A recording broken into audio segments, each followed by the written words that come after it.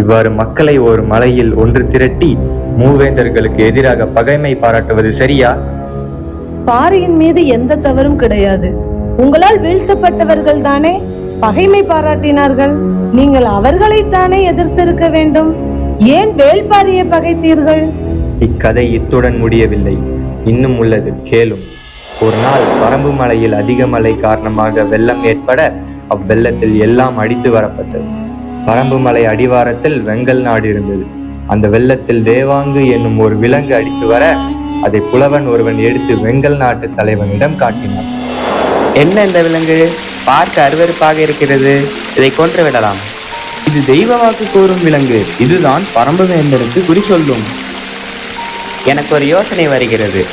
குலசேகர பாண்டியனின் மகனின் திருமணத்திற்கு இந்த விலங்கை பரிசாக அளிக்கலாம். அவர் மிகவும் மகிழ்ச்சி அடைவார்.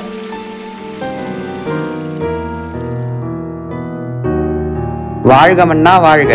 பாண்டிய மன்னரே, தங்களுக்கு ஒன்று கொண்டு வந்துள்ளேன். பாருங்கள் வெங்கல் நாட்டு தலைவரே, என்ன அது? சீ, என்ன விலங்கு இது? பார்க்கவே மிகவும் அருவருப்பாக உள்ளதே. மன்னா, இது பரம்பு மலையில் காணப்படும் தெய்வ வாக்கு விலங்கு. இதுதான் வேள்பாரிக்கு குறி சொல்லுமாம்.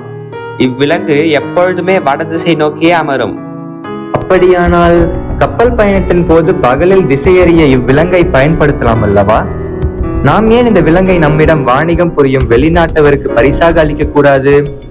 நம் மகன் திருமணத்திற்கு எப்படியும் அவர்கள் வருவார்கள். ஆனால் இந்த ஒன்றை வைத்துக் கொண்டு என்ன செய்வது? அமைச்சரே, திரையர்களை அனுப்பி பரம்பு மலையில் உள்ள விலங்குகளை பிடித்து வரும்படி அனுப்பவும். அவர்கள் செய்ய மறுத்தால் அவர்களில் பலரை சிறை பிடித்து வைத்துக் கொள்ளும். பின் நம் திட்டம் தானாக நடக்கும்.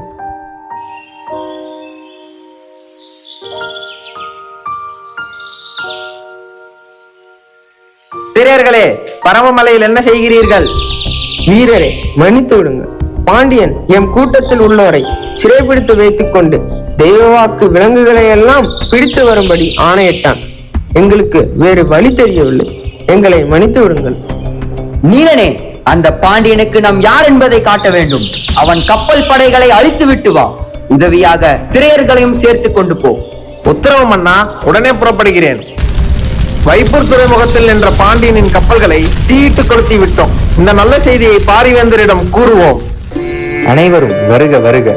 உங்களுக்கென்று சிறப்பான முறையில் விருந்து மற்றும் நடன ஏற்பாடுகள் செய்திருக்கிறேன். பாருங்கள். It's a pleasure.